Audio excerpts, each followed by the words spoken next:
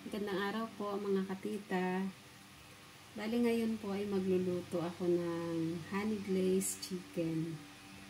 Ayan, bali meron po ako ditong isang buo ng manok na chinap ko na po siya. At imamarinate po muna natin para magkaroon din po ng lasa yung loob. Bali imamarinate ko lang po siya sa asin.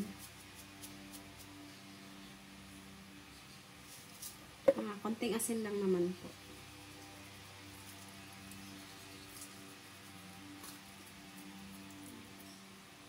Tapos po ay pamintang pino. At seasoning.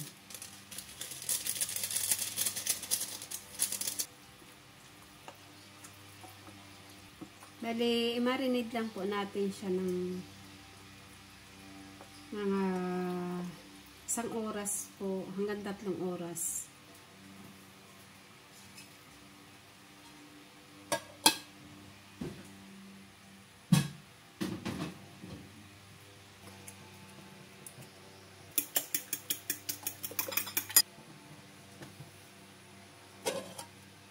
Ito na po yung marinade natin na manok.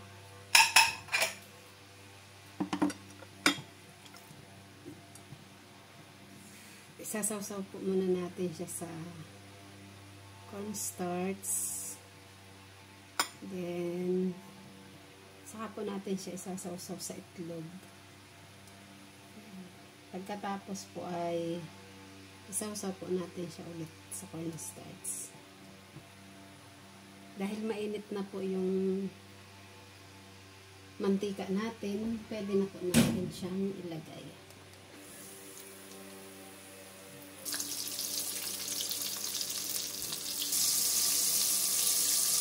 At dahil po puno na ang ating kaserola, ang ating pinagpiprituhan, ay tatakpan na po muna natin siya para po mas maluto yung loob niya.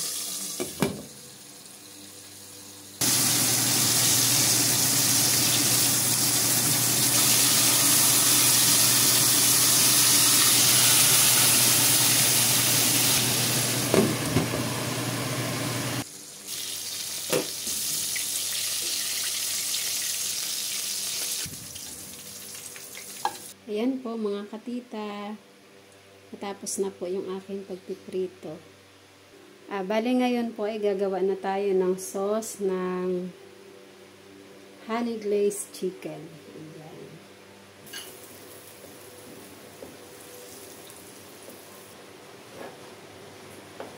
Natapos po ilagay na po natin ang bawang. Bali hiniwa-hiwa ko na po ito. Tapos, ito po yung luya. Ayan, ganyan lang po kalaki yung ihahalo ko. Maya-maya po natin siya ilalagay.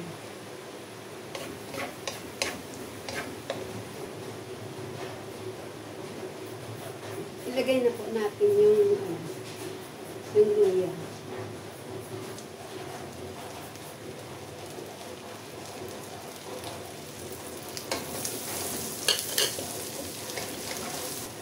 Ilagay na po natin yung tubig na may kasama kong cornstarch. Bali, kalahating kutsara lang po nilagay ko dyan na cornstarch. Tapos lagyan po natin ng konting paminta. Konti lang po. Kasi yung iba po ayaw po ng maraming paminta.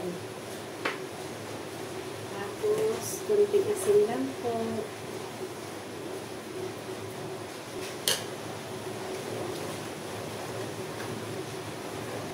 Hintayin lang po natin siya na kumulo.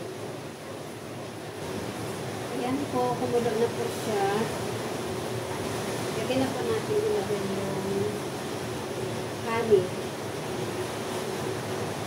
Bali, 1/4 lang po ang nilagay ko. ko pong bali 1/4 cup po ito. May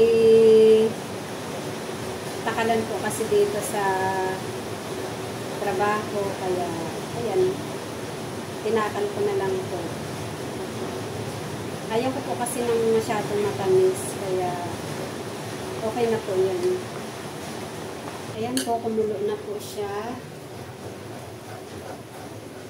Pwede na po natin ilagay yung chicken. At pwede na rin po natin patayin yung apoy.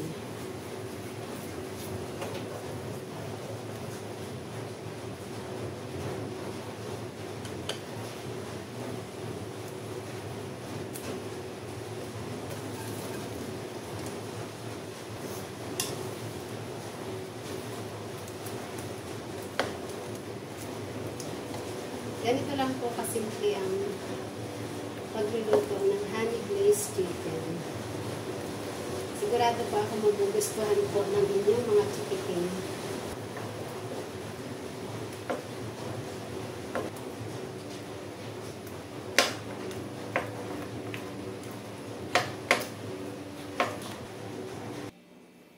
Ayan na po, ready na po ang ating honey glazed chicken.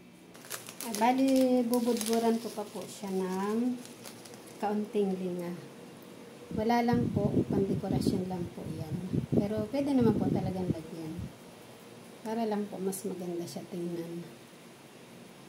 Ayan. Tsaka, maganda rin po ang linga. Masustansya din daw po ang linga. O sesame seed. Ayan. Kain po tayo. Mga kapita. Bali, mag-isa lang po ako ngayon dito. Gawa ng umuwi na nga po yung anak ko. Kaya, mag-uwi po ako nito mamaya. Bali, ako naman po bumili nito. Hindi po ito sa boss ko. Baka po sabihin ninyo, inuwi ko yung pagkain dito sa trabaho ko. Pinabili ko pa ito dun sa anak ko kahapon. At sabi ko nga po, may pagkakataon na makapag-vlog ako dito ng pagluluto. Ayan. Kaya, sinamantala ko po yung pagkakataon. Para paminsan-minsan naman po ay makapagluto tayo. At maibahagi ko po sa iba yung kaunti nating nalalaman sa pagluluto. Ayan. Tara po. Saluhan niyo po ako.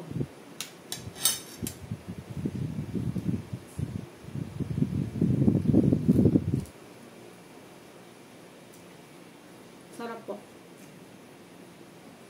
Try niyo po magluto.